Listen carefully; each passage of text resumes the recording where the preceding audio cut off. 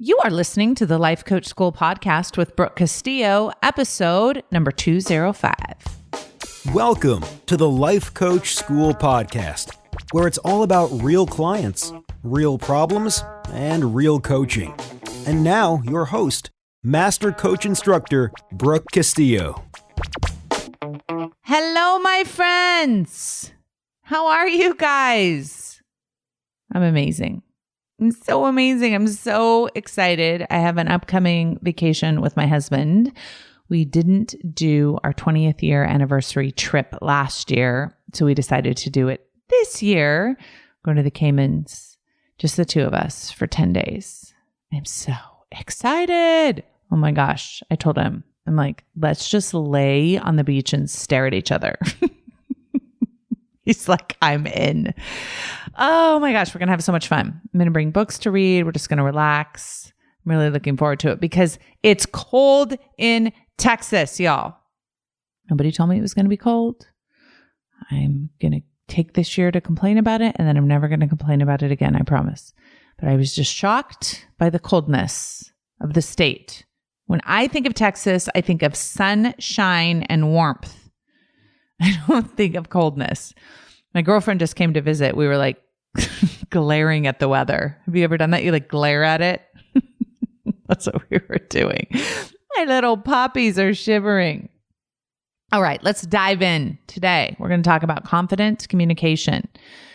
We're going to talk about communication in general, but confident communication is an important little caveat to it. And I'm going to talk to you about why that's important. But first, let's talk about what communication is.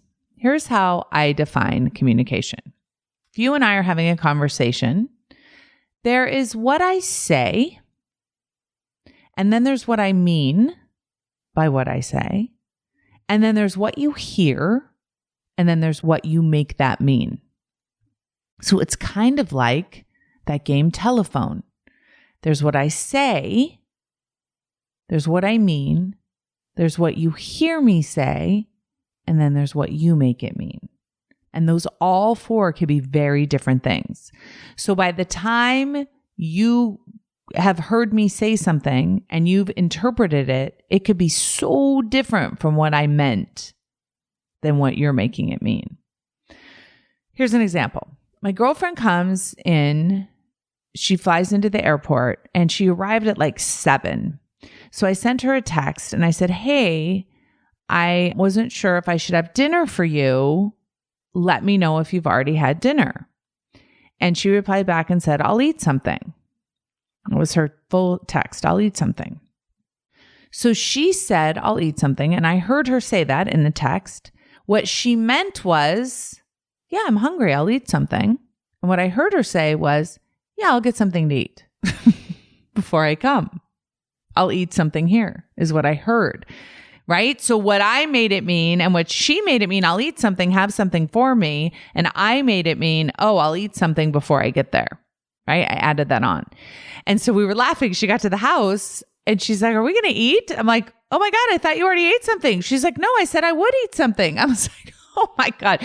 So anyway, we ended up going out to dinner and it was totally fine, but we were laughing at how challenging communication can be, and especially with all the different types of communication that we have. Now, it's really important when you're communicating in a working environment, right? When you're giving direction to someone or you're communicating something that needs to be done for someone's job. When you understand that there's what you say and what you mean and what they hear and what they make it mean, it slows you down to the point where what I've been doing lately is basically saying, hey, can you summarize your to-do items from here so we make sure we're on the same page?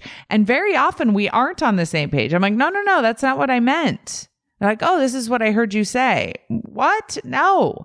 And that's why sometimes I think the written word, clarifying the written word, can be even better than having conversations when it comes to business, because you can go back and reference it and be like, oh, that wasn't what that said. Well, that's so interesting, the way that I read it versus what is actually written there. So I want you to know that when you're having conversations with people at work, that a lot of times people will come back to you and say, well, what you said was, and what they're really telling you is The way that I interpreted what you said and what I made it mean was. And if you understand that, that's going to help you prevent a lot of conflict, because people will come to me and say, well, you said to do this. And I'm like, what? I would never say to do that. They're like, but you did say it. And then we get in like this argument. But now when they come to me and they say, you said this, I'm like, oh, that's what they heard me say. That's not what I meant. And that's how they interpreted it. That's not what I meant. Right. And so knowing that there's what I meant and then there's what they meant, right, which is that interpretation, and neither one of us is wrong. And that sets up a much better conversation than me feeling like somebody's accusing me of saying something I never said, or I accuse them of saying something or interpreting something or lying about what I said, which doesn't serve anything. So when someone comes to you and they're like, hey, you said this, you can be like, whoa, just always be like, whoa, that's not what I meant to say then. And then it like can lay a foundation of, okay, what did you mean to say and how can we handle this? And the other way that can be really helpful is when you're talking to summarize what was said and what the direction is and what the next steps are from here. Now, this also applies to relationships, right? When you're sitting down and conveying how you feel about something and making sure that the person understands what you're saying, especially when you're having a really in-depth conversation. Like I'll sit down with Chris and I'll say, hey, I want to share with you how I'm feeling about something. I want to share with you what's going on for me. And he may come back and say something that makes me question whether he really understands what I'm saying. And I'll say, what do you think? What did you make it mean when I said that? What are you hearing me say? Can you put that in your own words? And he'll come back and say something that's like, what? That's what you heard me say? So like if I say, sometimes this will happen in relationships where I'll say, I'm just really sad because you keep coming home late from work. I would never say that, but let's just say I did. I'm very sad because you keep coming home late from work. And what I could mean by that is I just miss you. I haven't been seeing you that much and I love you. And I just want you to know that you staying late at work matters and I miss you. And what he might say is, well, what I'm hearing you say is that I should come home earlier and that I'm being disrespectful and that I'm not taking good care of you. You're like, what? No, that is not what I meant to say. That's not how I wanted you to interpret that. Right. And a lot of times what we'll do is we'll say stuff and we'll want them to interpret it a certain way. So we'll say, oh no, it's fine if you don't buy me anything on Valentine's Day. But what you're really meaning is, what the hell is wrong with you? You better get me a dozen roses. So how do we solve all of this miscommunication? All these, what I said, what I meant, what you heard, what you made it mean, is just be super clear in what you're actually meaning to say and say what you mean in as specific words as possible, and then verify with them that they heard what you meant to say.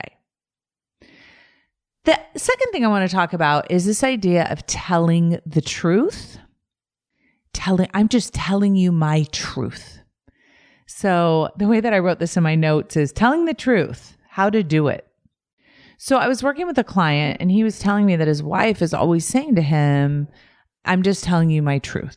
This is just my truth. And that somehow if we say that, then it entitles us to say whatever we want to anyone because it's our truth.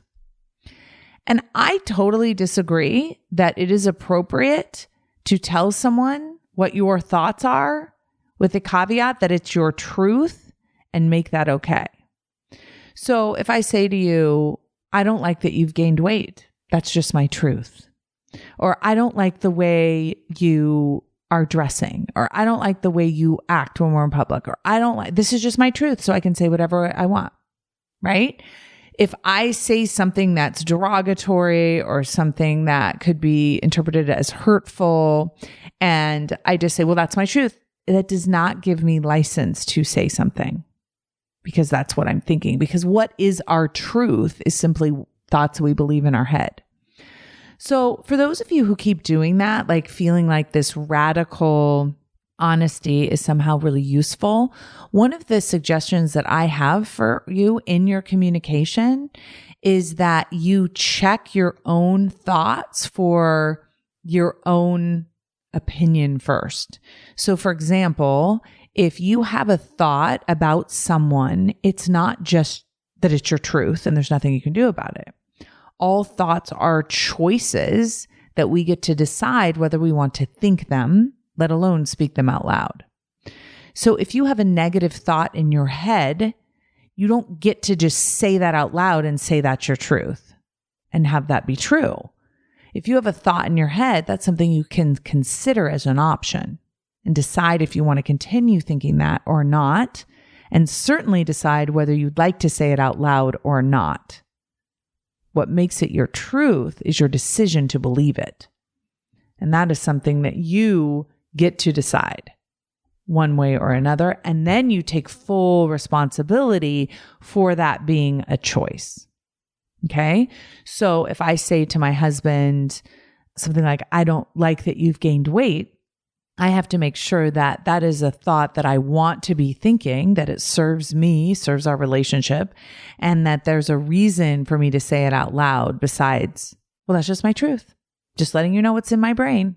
That's kind of like saying, well, that's just the dirt in my house. It's just the truth. My house is dirty, right?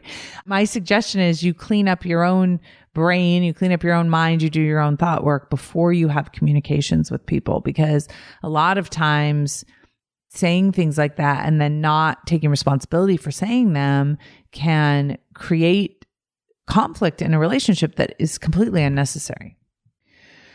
The third thing I want to talk about in terms of communication is feedback. When you're giving someone feedback, and this can be an employee who works for you, this can be a relationship, this can be your kids, this can be someone that you're doing business with, anyone. One of the things that I have found is that feedback is not necessarily an opinion that you want to share. So here's what I mean by that. If you, let's use the example of an employee, let's say, and you have an employee working for you, someone that you've employed, and they do something that you don't like, or they do something that doesn't produce the result that you've hired them to do.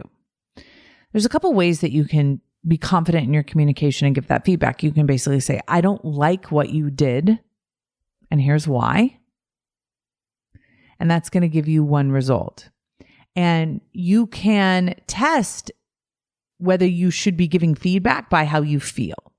So if I'm feeling upset or angry, I'm going to give feedback in a certain tone, and I'm going to say it in a certain way to indulge my negative emotion. I'm going to want to react from that negative emotion. And what I have found is that that is not an effective way to give feedback. In fact, it's a very indulgent way to give feedback because it releases some of that negative emotion that you're feeling by kind of spewing it on the other person, which is a way that some of us buffer instead of managing our own emotions. I'm speaking of people that aren't me, obviously. I would never do such things. But here's what I found, that when I can clean up my own emotional opinions and my own emotional thoughts about something, feedback is always better when I give it in a way where I'm taking responsibility for the end result and I'm offering a solution. So for example, if I have an employee who has done something for me and I don't like the result, I can back up and I can say, okay, how did we end up with this result? How is it my responsibility that we ended up with something that isn't acceptable to me? And I can always find where I haven't given the correct direction, or I haven't been clear enough, or I haven't, known exactly what I've wanted. And that's where I end up with a negative result that I don't want. And what I find is when I give what my girlfriend Chris calls feed forward instead of feedback, I give feed forward, where I say, hey, this isn't what I want, but here's what I do want. Here's the solution, and here's how we fix it. It's so much more effective for everyone, because instead of dwelling in, you're not good enough, you didn't do this right, and them interpreting that they're not worthy and that they're not capable and going through all that drama, you could just be like, hey, we're not quite there yet. Here's the result I want. Here are the changes you need to make. Here's what I want more of. It's so much better. I had a situation where a contractor that I had been working with, one of the things that they had done for me didn't turn out the way I had wanted it to. And I was mad about it. And so I waited until I talked to this contractor because I didn't want to talk to them from a place of anger, because I knew that I would be indulgent with my anger and I would probably say things that were not useful at all. So I waited, I did some work, and then I asked myself, what is the solution that I do want? What is the result that I do want? And can I focus on that? What I said to this contractor is I said, hey, you're amazing. I think you're awesome. This result that we have right now is not awesome. And here's my suggestion for fixing it. And immediately the person was like, I appreciate you calling me amazing, and I'm going to make it right. And we made it right basically together by me giving that positive feedback. So just notice when you're talking to someone, you're giving them feedback or you're telling them your truth, that you've cleaned up your emotion and that you're not just indulging and being reactive with the person. The next thing I want to talk about is saying sorry. I've talked about this before on the podcast, but I want to offer it up again as just like a beautiful opportunity. When somebody's upset with you or someone's giving you feedback or someone wants you to change or someone's telling you their truth, quote unquote, that is not the time for you to teach them how to communicate. It's not the time to offer them my podcast to listen to. It's always, I think, appropriate when someone's upset to offer an apology. Apologies are so easy. And even if the person is confused or the person is wrong about what they think you did or whatever, offering an apology is the opposite of being defensive, and it opens up communication instead of shutting it down. So when someone's coming at you and they're saying, and you did this, and you did this, and you did that, you say, okay, I'm sorry. I'm so sorry. Now, in your mind, you know what you're saying. I'm sorry you're thinking that way. I'm sorry you're feeling that way. You don't have to say, I'm sorry for doing that, because your intention wasn't to do it that certain way, if that is the case. But saying I'm sorry is always a softener, and it's always an opener, and it's always a connector. So I really want to encourage you to apologize and take responsibility for all of it, because as soon as you take responsibility for it, then you have power within it, power to change it. The last thing I want to offer is how to be confident when you're communicating. A lot of people have asked me, like, how do you present in a confident way? And how do you speak in a confident way? And it's not complicated. Confident communication comes from feeling confident, and feeling confident comes from your thinking. So if you're noticing that you're going into situations and you're not communicating confidently, it's most likely because you're not feeling confident, because you're not managing your mind. And I want to tell you that when you manage your mind and you believe that what you're saying is important, you're going to feel confident. When you believe that what you're saying is true and it is useful and it is helpful, you're going to feel confident. Anytime you're going into a situation where you feel like you have to defend yourself against some villain, or you have to stand up for yourself or anything like that, most of that comes from a place of insecurity. When you're in a meeting and you want to offer an opinion, if you're not feeling confident, it's because you're way too focused on how you're going to be perceived or how someone's going to think of you, rather than offering value to the conversation. And I think one of the best ways to be confident about your communication is to separate out what you say from who you are. So if you say something that's inaccurate, or you say something that is interpreted a way that you didn't mean it, that doesn't mean there's anything wrong with you. There might be something wrong with what you said, and that's okay, but it has nothing to do with you as a person. And so allowing your communication to be misinterpreted or to be wrong is what will provide you with confidence, which is ironic, because a lot of times we think in order to be confident, we have to know that we're saying the right thing. And what I have found is that confidence comes from being willing to say the wrong thing and be okay with it. That's where true confidence comes from. So the way to be confident in your communication is to ask yourself, how am I feeling when I'm saying this? And why am I saying it? And if the answer is I'm feeling negative emotion, and the reason I'm saying it is to indulge in my negative emotion, then you can clean that up. If what you're saying is coming from a place of insecurity, is coming from a place of doubt, it's because of the way you're thinking about it. And you can go back to your mind and clean up your thinking so that you can then say it in a positive way. And remember, the only truth is the truth that you decide to believe.